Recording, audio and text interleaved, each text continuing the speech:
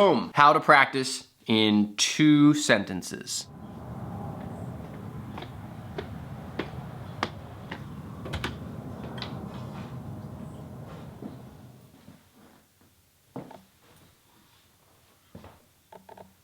You still there? I know it's been a little while. How you doing? I have another vlog I want to make. I took a trip to New York recently. Okay. Took the whole family, actually.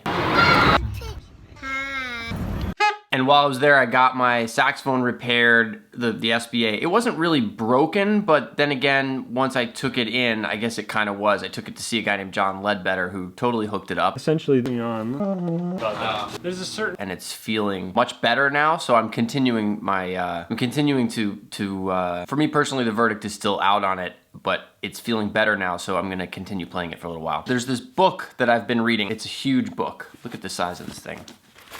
I don't even know how I found this. It's called Positive Piano. It's basically words of wisdom from concert pianists through the ages. A while ago, Ben Wendell texted me. He's like, man, I'm watching a couple of your vlogs. I'm out here in Europe watching a couple of your vlogs, and I noticed you in all the books you show, you always highlight things. Like, here's an example. You know, yes, I highlight and bookmark, and you know, so it ends up looking like this.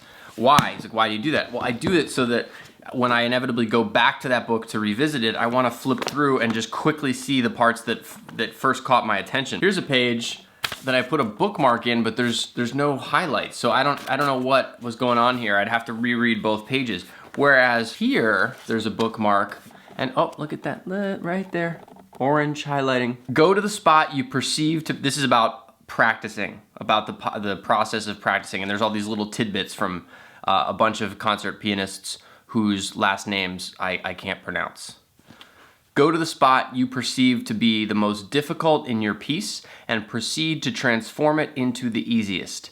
It's entirely possible to do this in a short period of time if you think and focus. Boom! How to practice in 2 sentences. I'm gonna read it again. Go to the spot you perceive to be the most difficult in your piece and piece, let's use that interchangeably. Let's say in jazz terminology, it's a 2-5-1, a 3-6-2-5, a 1-6-2-4, a backdoor 2-5, a 4 minor flat 7 18th chord with a sharp 21st. You know, if that's the part that's giving you a hard time, that's piece in parentheses. Go to the spot you perceive to be the most difficult in your piece and proceed to transform it into the easiest.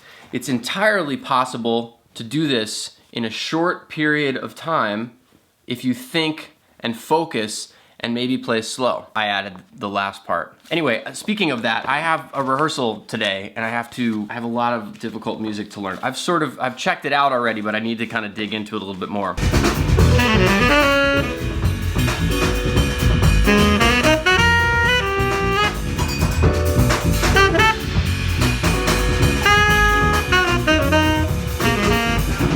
Oh no, I forgot the bookmark. Oh, I was able to find the page thanks to the highlighting. Was there a point to this? So I've been practicing Cherokee in the key of B, concert B, so D flat on the saxophone.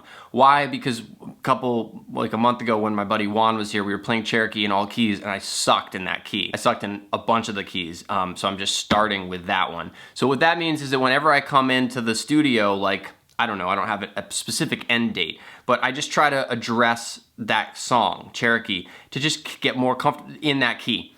Just so I'm getting more comfortable with it, I'm turning ideas around in my head. You know, you let your subconscious start to work while you're sleeping, etc. Then I did this thing that was, yesterday I found this drum loop, and the drum loop is in 15/8, and it just made me think of that Led Zeppelin song, The Ocean. And so somehow I ended up mixing up the two.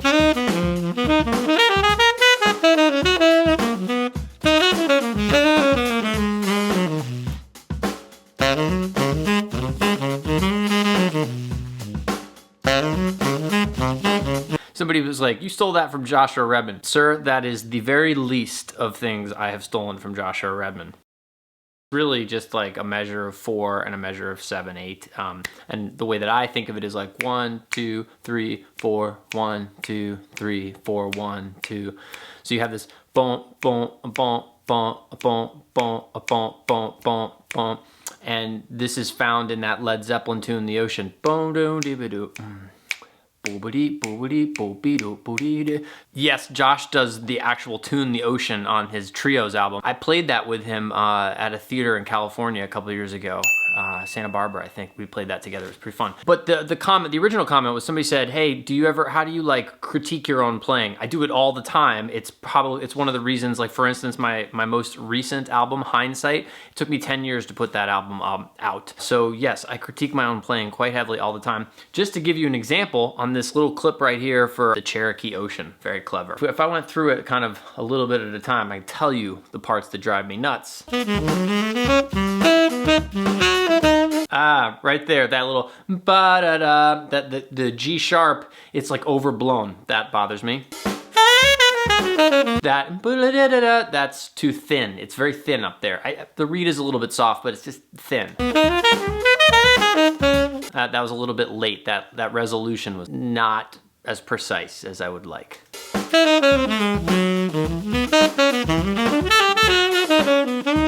That was pretty forced, but I'm practicing. So that was like, when I say pretty forced, I was intentionally trying to stick a chord in there, a substitute dominant thing.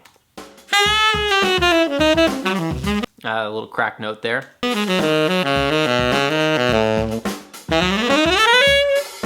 I'm not sure why that one bugged me, but it's not as bad re-listening. That's what's bugging me the most. This little triplet thing. I'm doing it all over the place. Billadoo, billadoo, billadoo. Sort of driving me crazy hearing it. Obviously, the low note is kind of botched there. I could go on. I mean, that's just to give you a sense of the level of critique, self-critique whenever I'm hearing or listening or watching back to any of my own. By the way, if you're a member of my studio, just go to the courses page and scroll down. There's a whole course on navigating chord changes, like an in-depth analysis of a solo of mine that somebody transcribed, and I just go into the whole process of what's going on harmonically, rhythmically, what I'm thinking, etc. When the player presses F, the F pad is connected to and regulated with the F sharp pad, F to F sharp to bis B flat to G sharp. All four. I'm working on this New York vlog, so I want to show you what John did to the horn, so stay tuned. Some of the side key pads had to be replaced, and then actually some critical pads in the upper